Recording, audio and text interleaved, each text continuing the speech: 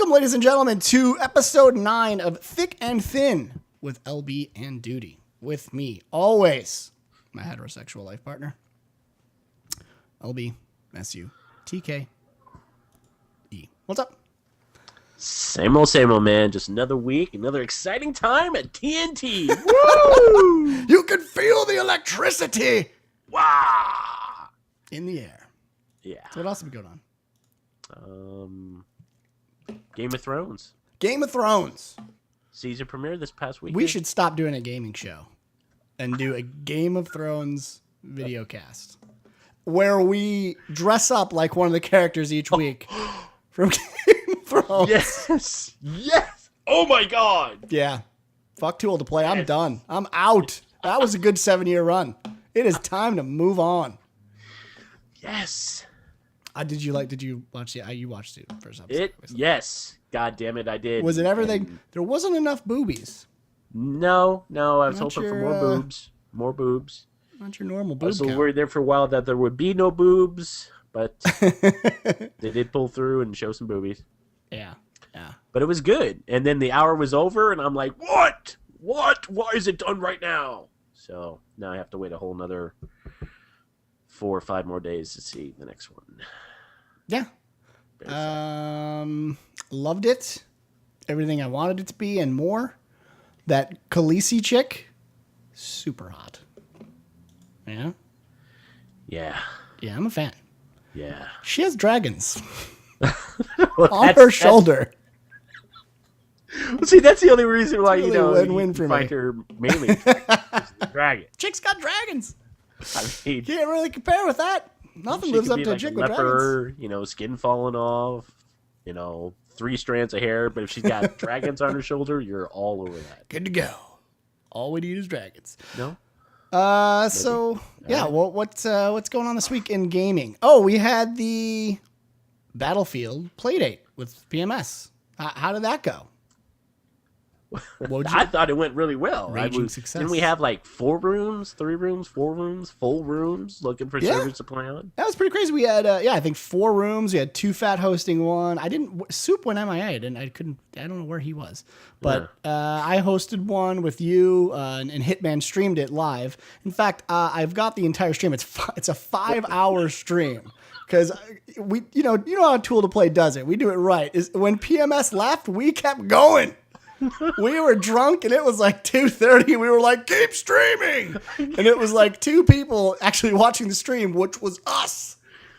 It was awesome. Yeah. It was good times. So if you go to twitch.com/Tool to Play, you'll see it in the list of videos. If you click on the little video tab.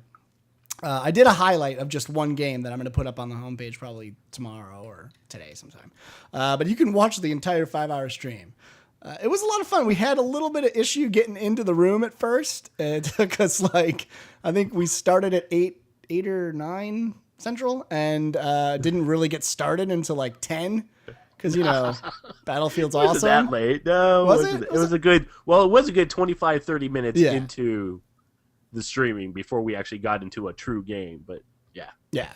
It was pretty good. I mean, I had a lot of fun. I don't generally play Battlefield, and by don't generally I mean I never do.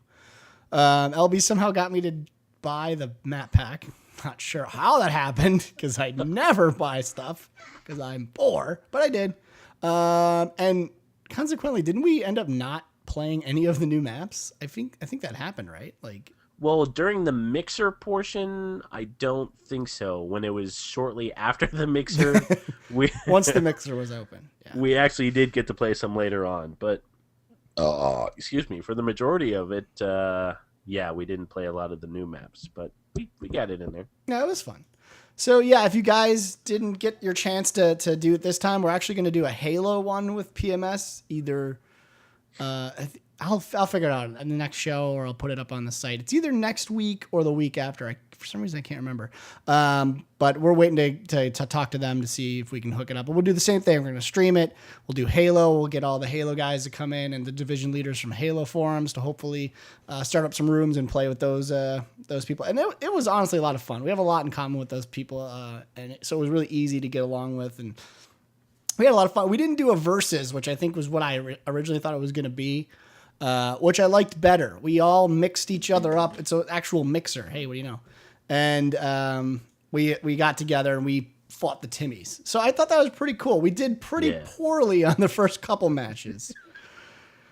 I am not the FPS man I used to be. Oh, I mean, once you got to get used to everyone's kind of play style and find out, okay, who's going to be the attacking guys and who's going to be like the crazy guys. But once we kind of got used to it and found our squad mates to spawn on, we started to win a few games. And then we at did. one point, we won like 3-4 in a row. 4 in a row. Yeah, that was our streak. I think it's because I feel like I'm like the 40-year-old Michael Jordan of FPSs. Do you know what I mean? Like in my head, I go out there and I'm like, I'm gonna rock this shit, and then I'm like 2-46, and I'm like, oh gosh, I'm just shitty now. This is depressing. But it's actually fun. If you guys want to see classic or hear classic Duty playing, if you go to about 2 hours and 45 minutes, 2 hours and 47 minutes in there, there's there's a small little part where we all get trapped in a room. And there's this other guy called like Papa Magic or Papa Ninja or Papa something Nesta. like that. Papa Nesta. You remember that guy that was just like shitting on us, just everyone. Yeah, it's awful, man.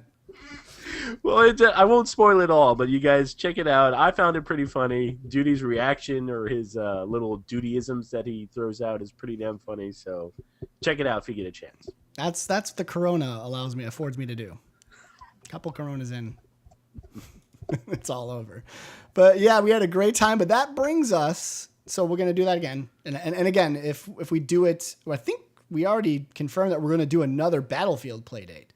So outside of the Halo one, which is a separate group they have over there, we're going to do another Battlefield one. Actually had a really good time on Battlefield. This is what spawns our next big announcement from EA, is that they finally this morning, released the rented servers, which was one of the main reasons we had such problems getting things together this time around. Because like I said, if you get a group together and you want to go play together, you can't. You have to like join an empty server and get everyone to one side and then wait 20 minutes for the server to fill up and no one can leave. And it was all shitty.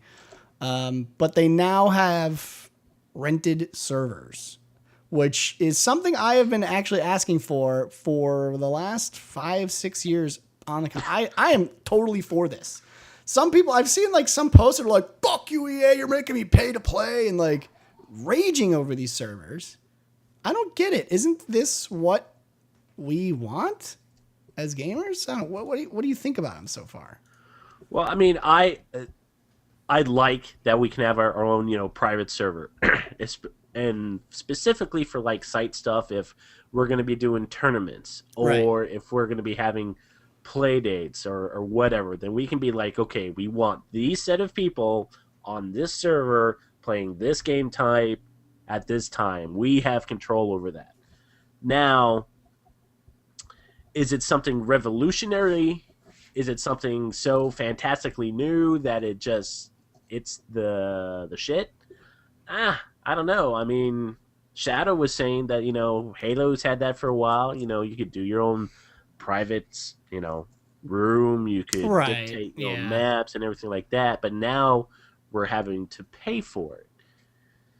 So there's a big difference. Has its positives. It has its negatives. And as we found out earlier today, me and Too Fat were playing around, and he got a 30-day server, and we were farting around and, shooting each other and everything like that. And a few minutes before the show, I either killed him one too many times or he did something weird, but he banned me from his server. And now I can't get back into his server, even though he's designated me as a VIP. He's gone through the menus. He's gone through trying to remove my ban. Apparently, as of 20 minutes ago, I could not get back on his server. So there might be some drawbacks to it. Well, I think that's more of the technical limitation. So if we can remove technical limitations, put those aside for now. Okay. What are the benefits? I mean, at least from my point of view, there's a couple benefits. One is, if I'm in a centralized location and I can buy like what you can right now, I can buy a server in a centralized location. That solves latency latency issues for a lot of people. Not the problem is it still depends on where the server is. So if I buy a server in the East Coast and people from California want to play on my Tool to Play server, they're going to have more latency issues than, let's say if I bought it in the West Coast. So you still have those latency issues. The difference is at least it sort of evens out the host advantage issue, which immediately disappears when you do something like this.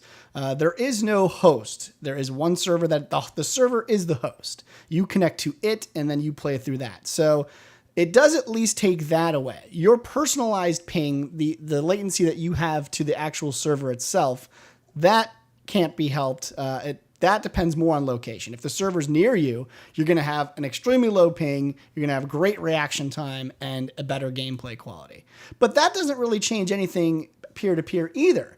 In the same respect, if I was to connect to someone in LA and I was in, on the East Coast, I'm going to have a horrible connection because then I'm limited by that specific host's upload speed. So when it comes to the differences between the two, there's really only advantages when it comes to ping and latency with a dedicated server. There are no disadvantages when you compare the two. And that alone makes it, to me, worth a purchase. Because when it comes to FPS, there's nothing worse than being on a shitty host. So if you can get a quality server, and I always think a centralized location is best, just because it's the most fair, you can at least get a roundabout quality experience for the majority of the people that connect to you. You know what I mean? So I agree. As an advantage, I mean, yeah, you think that's good, right? That's you're a fan, huge fan. Yeah. So you're saying if it works, it's good, right? I think so. I mean, I'm not hating on it, a lot or anything like that. The pricing really isn't that bad. They give you a lot of options. You can do 1 day. You can do 3 I saw the 1 day. I was impressed. You can do a week. You can do 30 days and 90 days. So you have a shit ton of options. The 1 day is like $2 or something to rent. So if you have a tournament set up and you just want it for a day, bam, rent it for a day, lock it down, you're ready to rock. I don't know. I think overall, it's only a good thing. The biggest thing right now, I would say, is that people that are saying you are now paying to play, which you never had the thing to do before.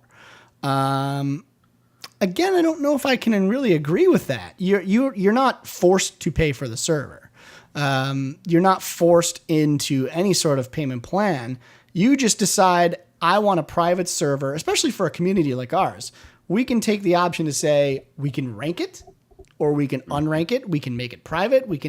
It's the level of tweaking. And this is something PC gamers have had forever. And I always thought that console games was like a giant step backwards when they did peer-to-peer. It's ludicrous. And the fact that it took this long for me was even more surprising. So I've always been a huge supporter of dedicated servers. I think paying to play in this situation for the quality of service you're going to get, there's nothing wrong with it. I mean, I just can't see the only difference in how PCs did it and how now that's happening on the console is they've realized, hey, let's not have third-party server providers do this. Let's just make the money ourselves. That's the big difference right now. They're like, well, why are we letting these third-party? Because that's how it was in the PC. You could buy from anyone who could upload up to their server on their network and sort of allow you to have a server. You were able to do. You could buy a server from anyone, and roughly, I would say it costs about $20 a month. So right now, you're buying directly from EA. They get the profits, and you're paying about $24 a month. So it's a little bit more expensive than a PC, but the experience is streamlined. You don't need a Ventrilo server to pay for like you do on the PC. So those costs are cut from that. And I don't know. I'm kind of happy about it. I'm definitely going to buy one for Tool to Play. I think, for these play dates and just getting some guys VIP access to come on in and set up the server how they want to set it up and play some games. I wish Halo had this. Dare I say? Do you think this would be good for the Halo community as well, LB, or no? Deep is saying no in chat, but I'm wondering why that is. I think the only difference is the elimination of the host would probably be the biggest thing. Like you said, if you could just centralize it, you don't have to worry about West Coast host or a crappy East Coast host or whatever the situation may be. But as far as like the customization and everything like that, both of them would have it. So I think really, at least with your argument, is that it's you rid the host advantage, and that would be nice. But other than that, it's pretty much, I see it as it's still a lot of the same stuff that's already been out. I kind of think that EA and DICE, instead of being able to program in or at release date, have the ability to do your own custom games. This was their plan all along. They're like, well, screw that. We're going to monetize this. We're going to make a little bit of money off this. And, we're going to release it later where we can develop it a little bit better. I think this might, and if it becomes successful for them and everybody else catches on to this, I think you're going to have games go away from being able to do custom games, custom matches, and all like that. And they're going to go to this EA DICE model and be like, oh, hey, rent a server and now do custom games, do custom matches, play with all rocket launchers or whatever you want, but, pay us $12 a month to do it. I think that's ultimately a good direction. They make money, right? And it's it's like they were saying in chat, if there's one thing that EA does, they've got a room somewhere where guys just think up ways to charge you more money. So they make money, and then the upshot is we get a dedicated server, our own space to do what we want with. I don't know. I don't see anything wrong with it. I wish I could. I want to be mad. You want to rage quit? I want to rage quit. I want to throw an empty beer bottle at my monitor. I have no reason to right now. Maybe later. I don't know. So that brings us, because we're talking about price, we've been talking about this for a while. That brings us to the topic of the week, which is price point and how much you'll pay to get on board to actually buy a game. And this kind of goes to a throwback of what we were saying last week, because we were talking about how games have gotten boring and, new IPs really have a huge risk if they want to get out there and they actually want to do something new. They've got to figure out ways to get people to actually try the product. And I think it's kind of a strange, I don't know. It's kind of a strange little situation we've got here where you need to come up with something new to attract new gamers, but gamers are so set in their ways currently that they don't want to try new stuff. Do you think that'll be that maybe gamers are, I don't know, they're a finicky bunch of whiny little girls, aren't we? Because we want something new, but we're never going to pay for something unless we know it's good before we try it. So I don't know. What do you think the answer to something like that is? Well, I think, I'm kind of, again, I'm on the fence about this. Yeah. If things remain the way they are, and this kind of ties into one of the forum posts on the forum about possibly with the next version of consoles, backwards compatible games or being able to use games, they may not let you do that. So if that were to come true, where I can't take a game, buy it, and then find out, oh my God, this game is broken, or oh my God, this game sucks ass. Yeah. At least I could go back to GameStop if it was really that bad, and within a week or two of buying it, get a good amount of money back for the game, and I get some store credit for a new game. But if that goes away, and I can't go to GameStop or go to Amazon or go to Best Buy and get some credit, and now I just wasted $60 on a piece of broken shit, I'm going to be pissed. Yeah, that's infuriating. And I'm not going to buy nearly as many games as I would if I had the ability to get credit for it. So that's a big no for me. It's strange, it's like it's a fine line between, promotion, and then I like what Kingdoms of Amalur did. This is kind of, I guess, going away from price point, but they're introducing their game through their RPG. I didn't necessarily like the RPG itself, and their price point was too high. But I think what they could have done to really help their sort of, because they're basically, you don't know, they're building an MMO on top of Kingdoms of Amalur, top of the story. They put out an RPG. It actually did really well. It got high numbers in the 9s on like Metacritic and stuff. A lot of people liked it. But that was designed to sort of bring you into the story of Kingdoms of Amalur, and then hopefully get you, when they release the MMO, to be attracted to the game enough to want to subscribe to it. That's a different model that we've seen in the past, which is, creating a game based on another game you're going to release for a higher profit margin in the future. I don't necessarily think it's a bad idea, but what I would like to see with games like that is putting them at that cheaper price point, getting gamers involved in a game and in a storyline where they don't have to have this huge upfront cost. This is where we got all this, basically, was from how Steam is doing things. Last week we talked about how Steam was working on a console to bring into the living room that allowed you to connect to Steam and play it, right on your TV. And the thing that Steam does that's so different than any other company and any other piece of distribution when it comes to video games is they will often, and this happens all the time, they will almost always slash the price of a game if they don't see it performing well. They'll even slash the price of a game if they see it performing well.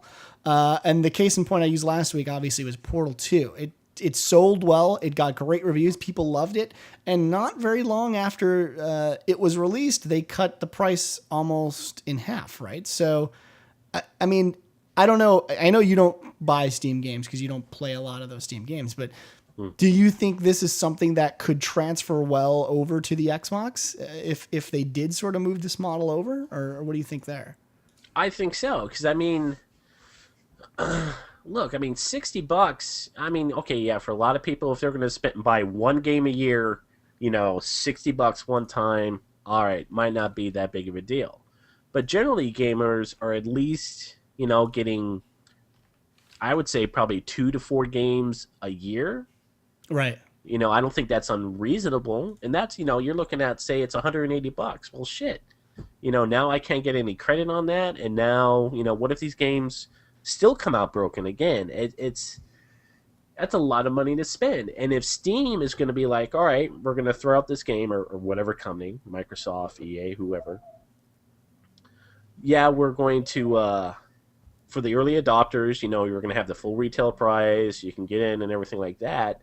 But then if you drop the price, I think you're going to pull in more people. More people are going to be willing to roll the dice and be like, all right, $30, not so bad. I can handle that. $60, I don't think so. Yeah. I mean, and I think the big thing too, trying to move to this model is the way that the console games are currently distributed. I mean, we still have brick and mortar. We still have to go out, buy the CD, bring the CD home, put it in, and we're lazy, right? I mean, like let's face it. On top of the price point itself, they have to pay that to print the discs, and then the retail markup when they sell it to us. Steam gets to lower its cost overall because they are their own distributions. That's their own system. They make the game, they give you the game. They don't give you a physical product. You just download it from Steam. It's connected to your account. You can take that account anywhere, play that game on any PC. I don't know. I mean, that model, which I believe is doing much better than any other model currently, is really the future of gaming. I mean, it's really the way to get. There was an article recently that Steam put out.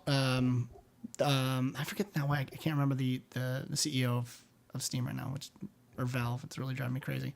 But he was saying, we'd see huge profits in games that we slashed by like 80% or 60%, simply because, I mean, the value of games lose value the day they are released. I mean, games are popular for a week. They sell really well. People buy, Call of Duty the day it comes out. And then slowly over time, not even slowly over time, but kind of rapidly, they just, everyone knows, there's going to be a new Call of Duty. So I'm not going to buy this one. And they don't buy it or whatever. They're waiting for the next one. And it just basically falls off the face of the earth. And what they've been able to do is say, hey, you guys didn't buy Portal. It was $60 and now it's 20. I mean, and what's the difference if you don't sell that product? It's not a physical product anyway. There's no inventory. So you're just basically making money off of distributing this digital copy. It makes a lot more sense for them, and it makes a hell of a lot more sense for a consumer. They can choose to wait. They can sit around and say, I know Portal's going to be, $15 in 2 months. I'll just wait and I'll get it then. And it kind of is a win-win situation for both parties. Is there any reason you think, Bizzle, that this hasn't come to Xbox or hasn't come to PlayStation in such a way? I mean, is there anything you think it's holding it back right now? Well, I think what's holding it back is that people are just buying games. We're like, it's like we said, we're a bunch of lemmings.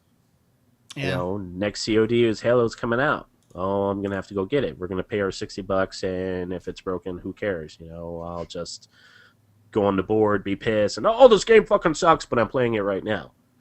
They're still selling their game. That's all it comes down to. Yeah. If they can get it out, push it out the door, and it sells, great. They are not going to react, or they are not going to adjust things until it hits them in the pocketbook, or until they take a major hit. And until that happens, they're just going to keep doing whatever it is they do to make the same profit margin or more. I think the Steam plan is good. Mm-hmm. I like it.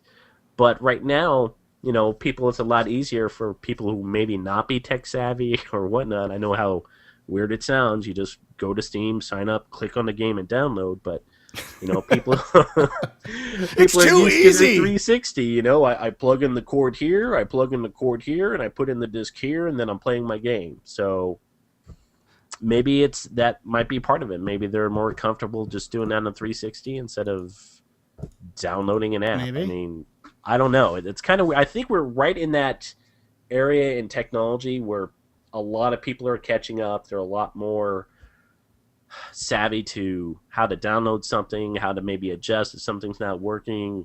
Even me, like, I'm doing a little bit more PC stuff now. Yes, I'm doing the Sword Tour stuff. I'll be doing the Guild Wars 2. Even Super Monday Night Combat. Right. I'm excited about that comes out. That game's going to be free. That's crazy. It's going to be free. And I'm like, well, shit, yeah, I'm going to download it. It's free. Yeah, I might have to pay a little fee here or there for I don't know what yet, but sure as shit, I'm going to give it a shot because I played Monday Night Combat on the Xbox, and I loved it. I thought it was great. It was $20. That game for $20 had a lot more features than other games that were $60. Right. Which just blows my mind, but that's a whole nother. Well, I think that's really the problem right now is that the price point doesn't seem to be in any way related to the game, right? Nope. Nope. It seems like the developer just puts I have an arbitrary number. This is a $60 game. Why? I don't know. Because fuck it. Because that's why. Because I said so. And I think that's the problem. Like I used Dungeon Defenders last week as my example. Game was $7, right? This is a full featured game. I mean, there is multiplayer. There's tons of dungeons. There's different builds. Full RPG. $7. I mean, even if you put that money into a game and you say right off the bat, let's say 30 minutes of gameplay time, you're like, this is shitty. Are you really pissed? I mean, I'm sure, money's money. People don't like losing money. But $7, are you really going to spend that $7 and be like, man, I hate these guys? Or are you going to be like, $7? Yeah. You know what I mean? That's like 2 cups of coffee at Starbucks I wasn't able to get this week for $7. But when it's 60, you're like, Jesus Christ. That's like a half tank of gas for a lot of people or whatever the case may be. Right. It's a huge difference. And they all want to hit that big profit on that $60 price point. Right. And they don't want to, where they could make the same amount of profit just by selling more units, they don't want to do that. They want to get it all up front. They don't want to risk, maybe we'll get it on the back end over time. They don't want that risk. They want it in hand before it goes out. And what everyone kind of, or a lot of people may not know is when these games sell, it's a distribution model. Microsoft makes their money before the release date because they've already sold the game. That's already out the door. They have their money. So, when people are buying it on Tuesday, on Thursday, on Saturday, that's just going to your wholesale, to your Best Buy or Game or whoever it is that's selling you that product. That's their money they're making. Right. So you got multiple levels of people making money. So I don't know. Yeah, I mean I think that's the key here is cutting out the middleman. Right now the problem is brick and mortar. And I don't really know what the solution to that is either. I don't know how that whole thing works. So, you know what I mean? Like, I don't know if brick and mortars have a deal with these guys and that's what keeps this happening, for so long. And that's why we're in this sort of predicament that we're in. I do know that if they went to a downloadable only service, people would lose jobs, right? Like it's a big shift because you think of mega stores like Walmart and all these places where they sell these games. They have giant sections of their store that the sole purpose is to get rid of these games, to move these products. What happens to those places? Does it matter? I don't know. I mean, I feel like it's a no-brainer for the game industry because they can sell the games for the same amount of money or less, not pay any of the shipping fees or the boxing fees and, pressing the CDs, get rid of that overhead completely. I know it would be a big fuck you to those guys, but is that a business? Maybe is it a business relationship you think that they have with them that, I don't know, limits the flexibility for them to do downloads? Or is it a hardware issue where Xbox hasn't figured out how to maybe store all these games? Which, to be honest, I don't see that as a relevant issue. But where do you think that disconnect is? Do you think it's, maybe, I don't know, maybe a deal with the distribution people? It just seems crazy to me. It might be part of that. I think they can count on, they know when they're releasing a AAA title, whether it be COD, Halo, Gears of War, Assassin's Creed, whatever it is, they know they can count on X amount of copies sold to all your retailers. So you've got the bean counters back there saying, already, in the past, we've had all these games sold. This is how much we can kind of expect to make. This is what we project, what we're going to do extra in profit. Now, if you eliminate that middleman and take on the quote-unquote risk yourselves, I think they might be scared a little bit. I mean, they see that the potential extra profit they could be making, but then they don't have all these other checks coming in from Best Buy saying, okay, we need 25,000 copies worldwide. You don't have GameStop coming in saying, okay, we need 15,000 copies worldwide or whatnot. They're scared. Maybe that's it. I can understand that, but at some point in time, I think that's a risk they want to take, Yeah. Well, I mean, Shadow brought something up in chat saying that, maybe it's because they have to wait until everyone has broadband. And I thought of that too, but when you see the success of Steam, you got to wonder if that's even a reason anymore. You have to assume now when you buy a game, I mean, you can tell me, maybe I'm wrong, but every game has some multiplayer component, right? And I would say the majority of them are now built around multiplayer. I'm trying to think of like a single player game, like even Skyrim. Can you do anything in Skyrim, whatever you want to call it? That's multiplayer. I can't remember. But that might have been one of the only ones recently that has no multiplayer at all. I don't know. No multiplayer, correct? Okay, Shadow says no, it has no multiplayer.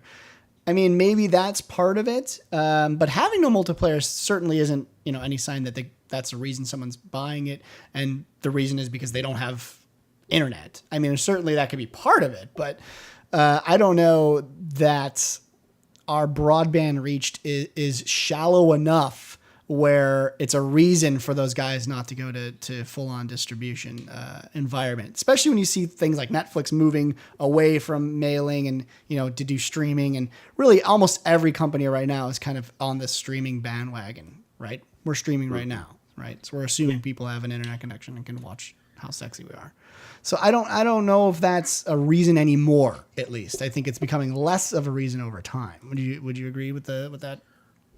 I think yes, over time, and I kind of see the point of of the broadband a little bit because I think a few months ago I read an article on Gizmodo or Engadget where the average USA broadband speed I think is under 6 meg download or an under 5 meg download. I thought it was 4 and change or 5 and change or something like that. And, if you've got a 20 or 30 gig game to download, that's going to kind of suck. But if the company is going to let you download the game before the release date and then turn on the servers the day of the release date or let that code be active the day of release, then, what does it really matter if you have to, keep it on overnight to download? Right. Yeah, I don't know. You're itching to play, but you can't play until the release date anyway. So if you can download early and then at 12:01 you're just unlocked. Yeah, your central time or whatever, then, you're fapping and you're playing and you're having a good time. Fap and play. That is the key to a successful game. Can I fap and play at the same time?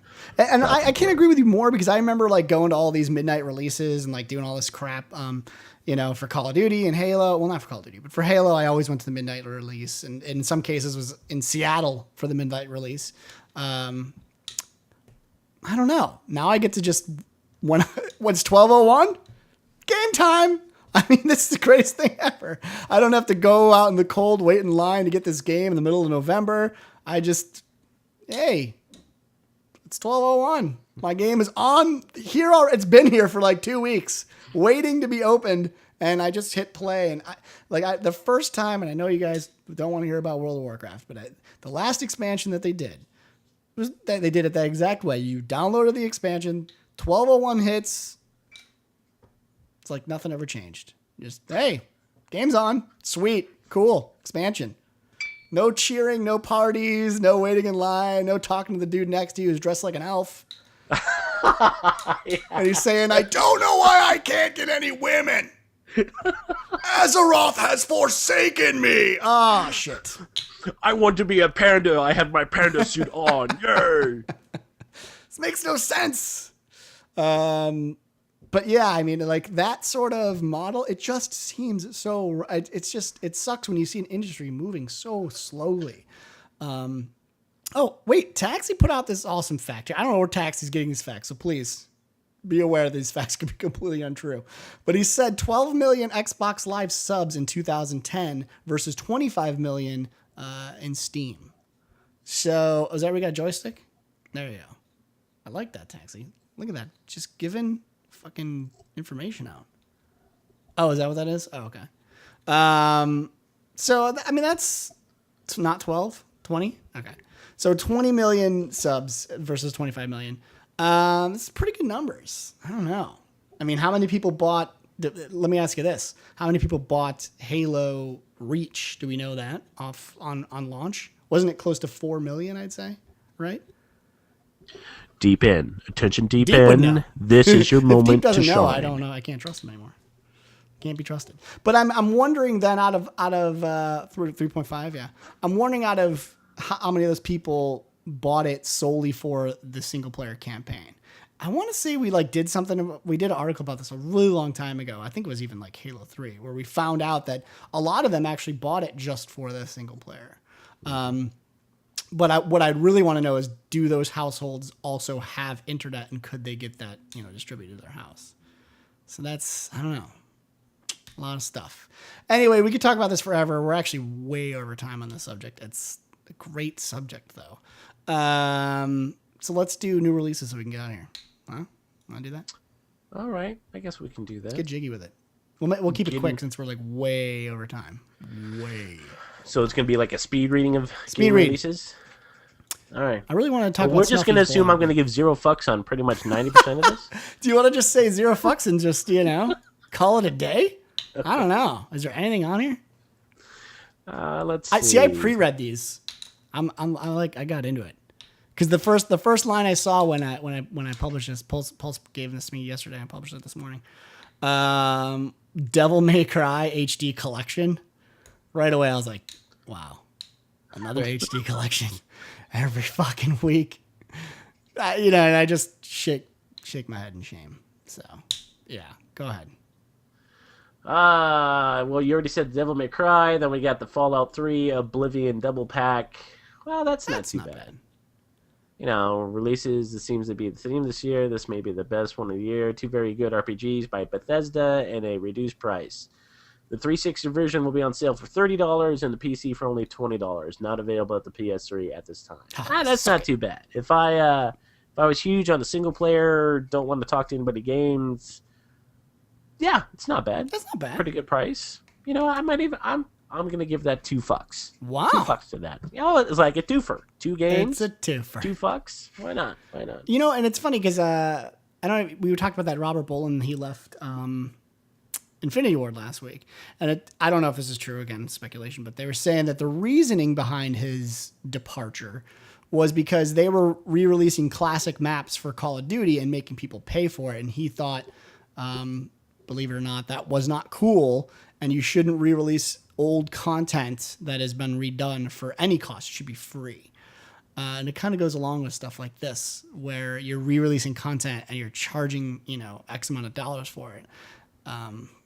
We can even, that might even be our subject for next week, is the whole, how far is too far when it comes to rehashing classic maps and, sending them back to you and making you repay for them a second time. Again. So maybe we could get Robert Bowling on the video. Probably not. No, I'm just kidding. But it is an interesting subject, that whole rehash thing. So anyway, don't want to go too far.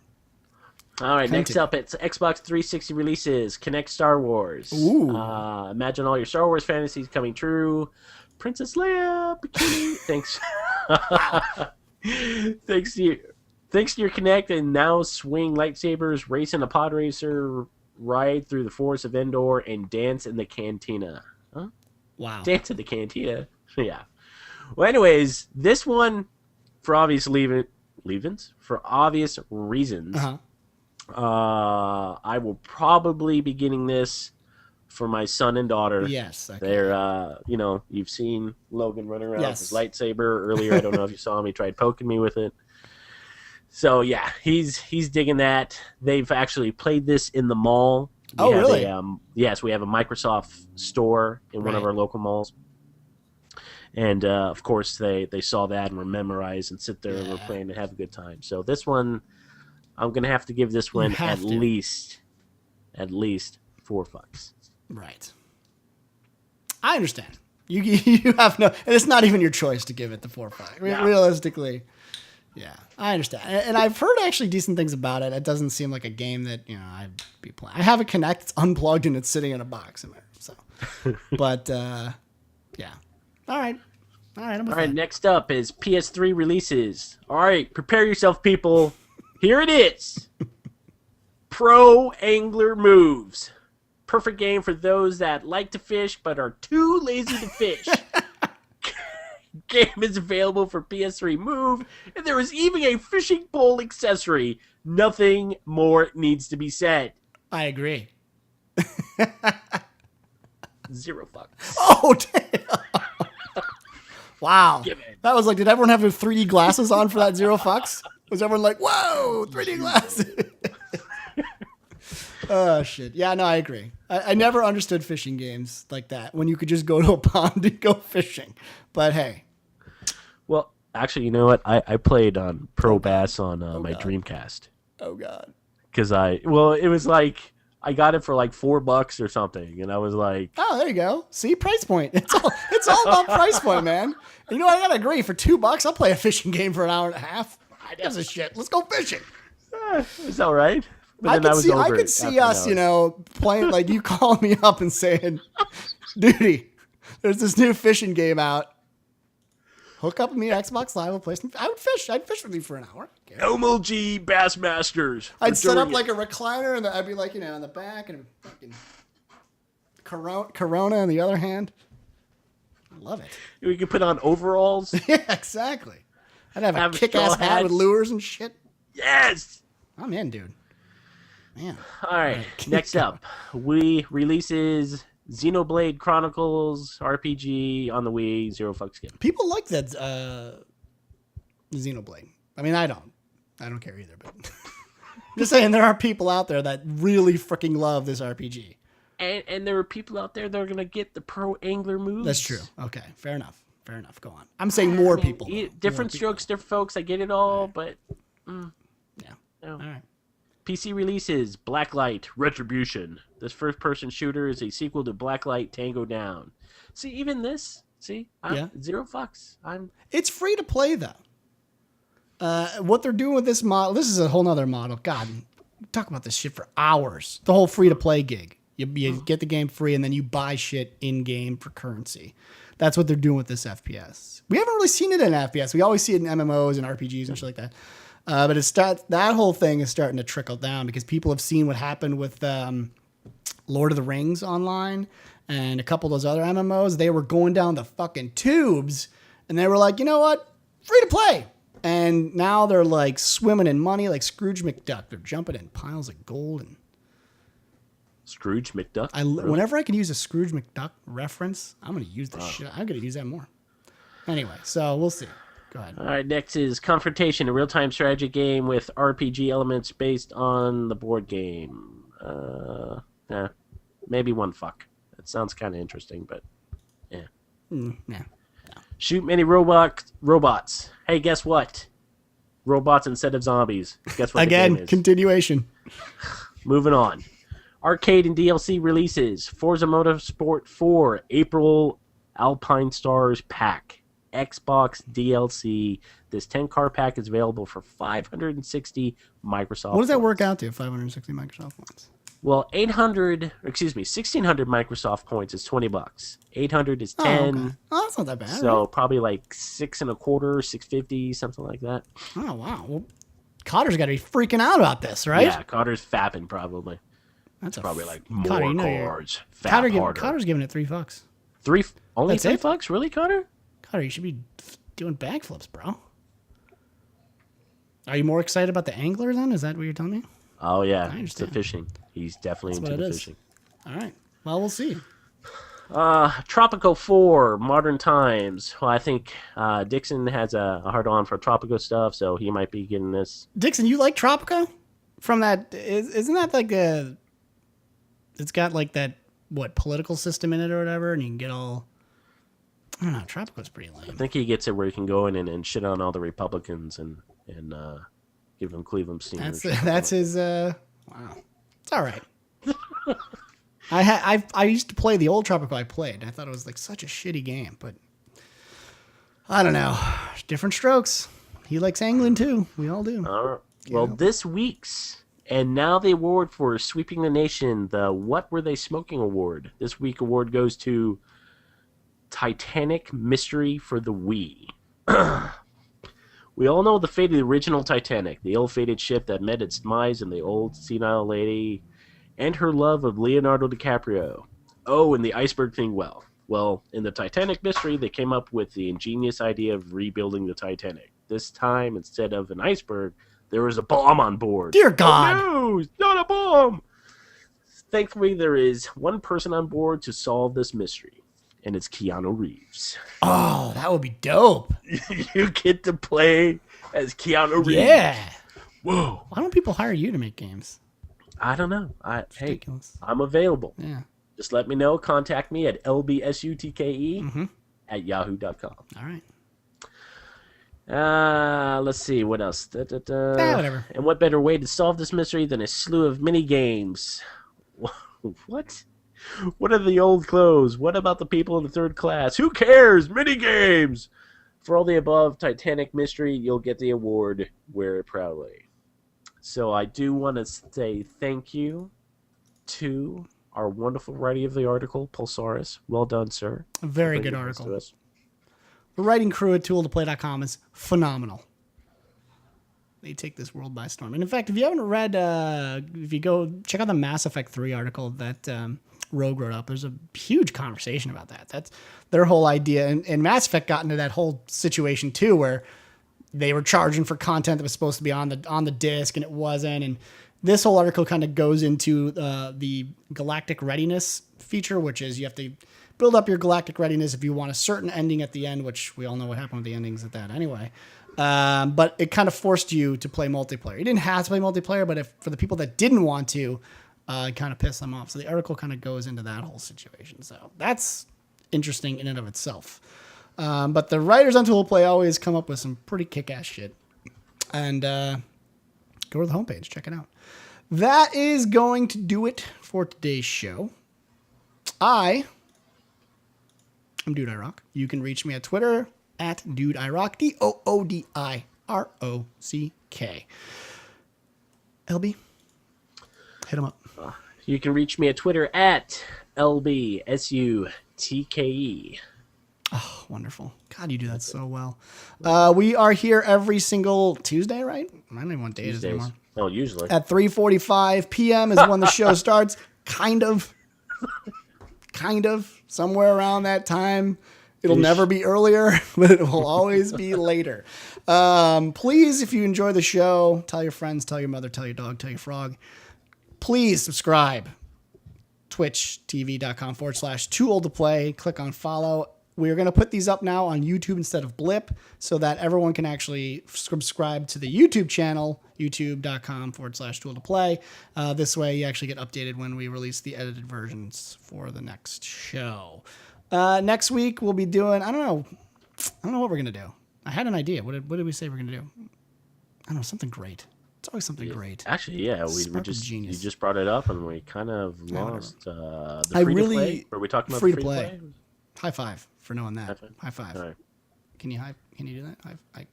Other way. No, you go on the screen. It's nope. It's a mirror. It's a mirror. You got the wrong hand is what's happening, and you're going the wrong direction. This is ridiculous. And you're almost there, and you're fuck it. Anyway, next week 3:45. Well, you're going the wrong. It's like I don't even know what to say anymore. We'll be here. Thanks everyone in chat for coming. God bless you all for wasting so much time viewing this. Just ridiculous amounts of time that you'll never get back. And we will see you next week. Peace. Thumbs up. Later.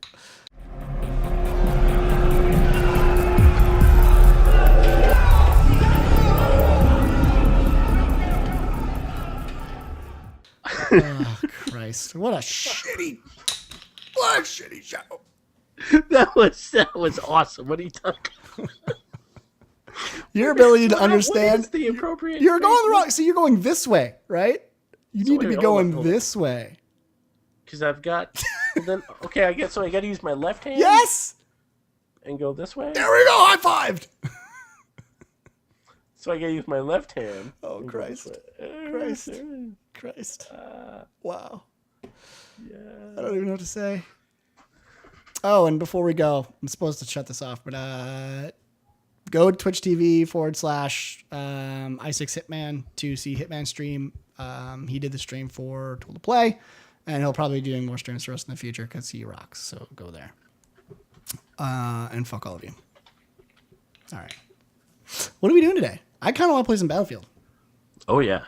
Yeah.